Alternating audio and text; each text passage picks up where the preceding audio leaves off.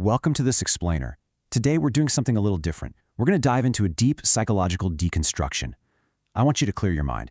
Seriously, just take a second and completely unlearn everything we've been programmed to believe about the concept of idols, or, ignorance. Because usually when we hear those words, we instantly think of something physical, right? A traditional, historical setting.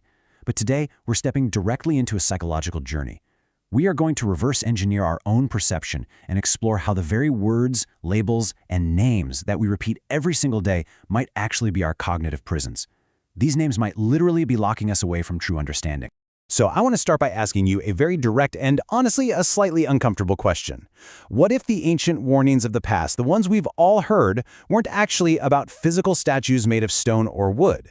What if instead those warnings were about inherited concepts, unquestioned traditions, ideas that act as absolute masters over how you perceive reality? You see, on the surface, we often assume we're completely free from idolatry. I mean, we don't bow down to statues, right? We're modern, we're enlightened. But when you do a really deep dive into the source text, a profoundly different psychological reality starts to emerge. It challenges that entire assumption.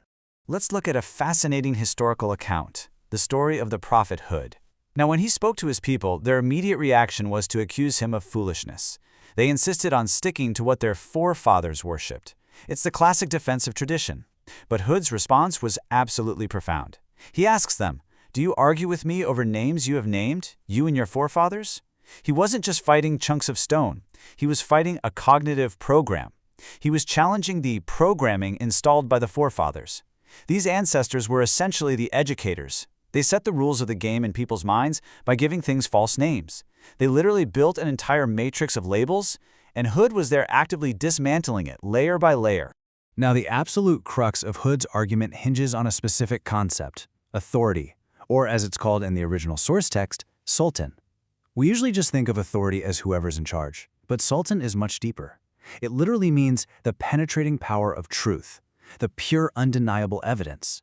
So if you're fiercely defending a religious label, a societal rule, or some age-old tradition that has zero direct divine authority, meaning it has no Sultan, what are you actually doing? Well, you are essentially worshiping your own inherited imagination. You're arguing to the death over a framework that you and your ancestors just invented. You named it, you collectively decided to believe it, and eventually, that illusion became your absolute reality. Section 1. Scattering between separate lords. This perfectly transitions us to another profound historical example. Think about the story of Joseph, or Yusuf. Here is a man literally sitting in a physical underground prison. But he looks around and realizes his two cellmates are trapped in a completely different, much worse kind of confinement, a prison of perception. He brilliantly poses this deconstructive question to them, asking, are scattered lords better or Allah the one, the prevailing? He uses the term arbab, which means lords. Now, a surface-level reading makes us think, oh, he's just talking about mythical sky gods. But if we actually unpack the root concept of a lord or rab, it means the one who raises you, who directs you, who shapes your core concepts, and ultimately rules your decisions. Let's bring this directly into our reality right now, today. Think about what rules your mind. If your daily decisions are ultimately dictated by the media, shaping your worldview, or by the crushing weight of societal expectations, or inherited fears of the future, or even by human figures and scholars who are elevated and given absolute religious authority above the divine text itself. If that's the case, you are in a state of cognitive scattering. You are not a unified, autonomous individual. You are essentially a slave to multiple masters. These are your modern, scattered lords, and they are constantly pulling your perception in a dozen different, conflicting directions. And this is what makes Yusuf's method of cognitive awakening so brilliant. Before he even attempts to receive or share direct divine knowledge, he states something radical. I have abandoned the religion of a people. He's showing us the prerequisite step to true knowledge. You have to first leave or unlearn the inherited programming of your society. It's like a computer. You literally have to delete the corrupted old files before you can successfully install the direct divine light. You cannot associate your own limited, messy human understanding or somebody else's traditional interpretation with absolute divine authority. It just doesn't work. Section 2. How do names program perception? Okay, so we've talked about this process of unlearning, but that begs the question, how does this programming get installed in our minds in the first place? To figure that out, the source material takes us all the way back to a foundational moment with the very first human, and he taught Adam the names, all of them. Now, this wasn't just about Adam sitting there memorizing a dictionary. Not at all. The ability to receive these names directly from God, without any human intermediary, was Adam's core qualification. It is what gave him direct, unclouded cognitive access to reality. In this context, a name is the ultimate key. It unlocks understanding and fundamentally shapes exactly how you perceive the world around you. But here is where the glitch in the matrix happens. This is how human perception gets hacked. Think about Satan or Iblis deceiving Adam. Did he create a new physical reality? Did he magically conjure up a new, evil tree to trick him? No, the tree was already there. All he did was hack Adam's perception by simply renaming the forbidden tree. He called it the tree of immortality. He just changed the label in Adam's mind, perfectly targeting his internal desires. And this proves a terrifying psychological reality from the source text. Changing the name of a thing changes your entire perception of it, which then dictates your actions. That false, assumed name suddenly becomes your new master. And honestly, this perfectly illustrates exactly what happens to us today. Let's compare the two. In true, direct source perception, a divine verse impacts your soul directly. It's pure light. But in the model of inherited perception, a verse comes down, but then it passes through a filter. It goes through a human interpretation, a specific historical school of thought, or some named framework before it ever reaches your brain. What that means is you aren't actually receiving the truth anymore. You are receiving the name of the truth, pre-packaged, pre-digested, and categorized by someone else. You end up following the label rather than the reality itself. Section 3. The Quranic meaning of illah or dating. To truly deconstruct this whole system, we really have to look at arguably the most misunderstood word in this entire framework, ilah, deity. The common, surface-level assumption is that an ilah is strictly a creator, and that worship is just a set of physical rituals, bowing, praying, fasting. But if you read the text closely, you realize the people of the past already knew God was the creator. They weren't confused about that.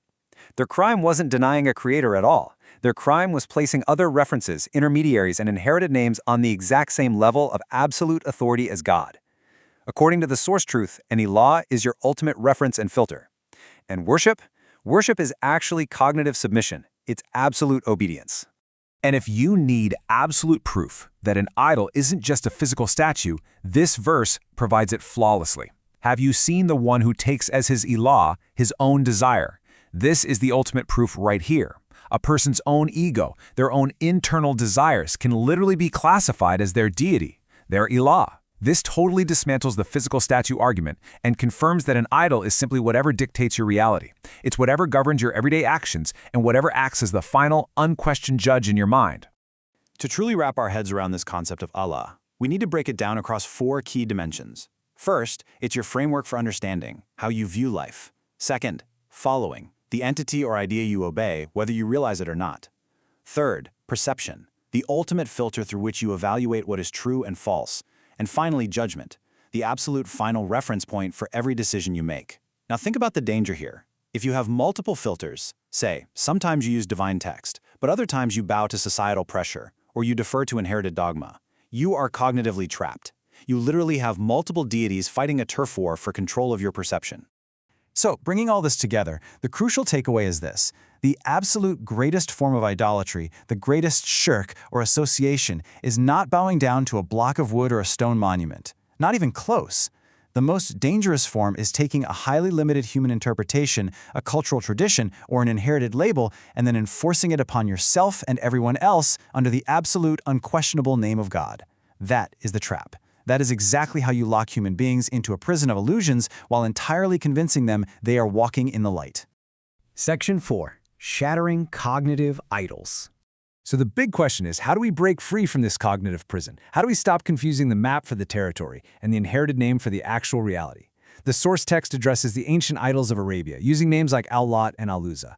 But structurally, psychologically, these represent any absolute dogma, sect, or unverified tradition today that you elevate above direct, divine truth. The text boldly shatters them, declaring they are not but mere names you have named. Think about the weight of that.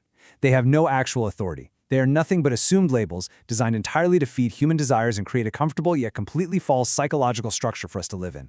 Therefore, the path to true unity, what is called Tawheed, isn't just a surface-level verbal declaration that there is one creator. That's too easy. True unity is an active, continuous, and, let's be honest, often a very painful dismantling of every inherited mental program you hold. It means ruthlessly stripping away labels. It means rejecting the human-made catalogs of religion that tell you how to think.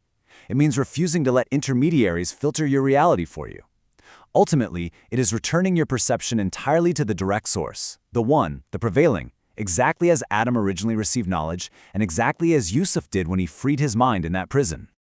I'll leave you with this provocative thought to deeply consider as we wrap up today. I really want you to think about this. If you were to completely unlearn everything the forefathers programmed into you, if we wiped away every doctrine, every societal expectation, and every single assumed label from your mind right at this very second, what remains? What is actually left? Do you have the courage to dismantle your own cognitive idols and face the direct, unfiltered light of reality that's left behind? Thanks for joining me on this explainer, and I'll see you next time as we continue to question everything.